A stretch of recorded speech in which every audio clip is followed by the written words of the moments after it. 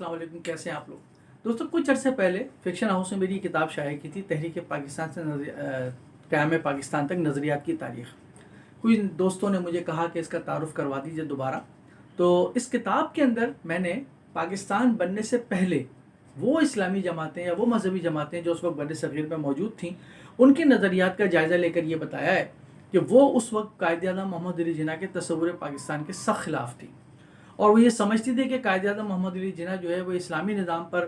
قائم ایک مملکت نہیں قائم کرنا چاہتے، بلکہ وہ ایک جدید جمہوری حکومت قائم کرنا چاہتے ہیں۔ لیکن ہوا المیہ یہ کہ جب پاکستان بنا تو یہی ساری جماعتیں جو اسلام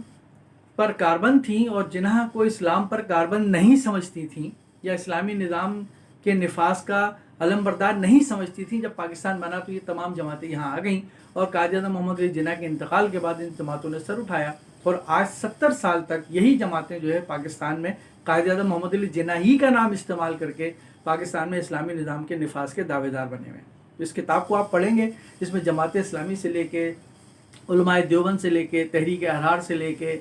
اور بریلوی علماء سے لے کر بہت سارے اس میں جو ہے وہ، بلکہ سیکولر جو اس وقت نیشنل عوامی پارٹی تھی اس کے نظریات بھی اس کے اندر موجود ہیں۔ آپ اس کتاب کو پڑھیں گے تو آپ کو معلوم ہوگا کہ آج بہت سارے جو ہمارے نظریاتی مسائل ہیں وہ اصل میں پیدا ہی کس نے کیے ہیں،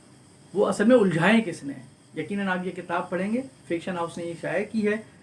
اور 700 روپے اس کی قیمت ہے۔ امید ہے کہ آپ یہ کتاب ضرور پڑھیں گے تو اپنی تاریخ سے واقفیت کا حاصل کریں گے، اور بہت ساری جماعتیں جو آج پاکستان میں اسلامی نظام کے نفاذ کی دعوے دار ہیں ان کے اصل چہرے شاید آپ کو نظر آ جائیں۔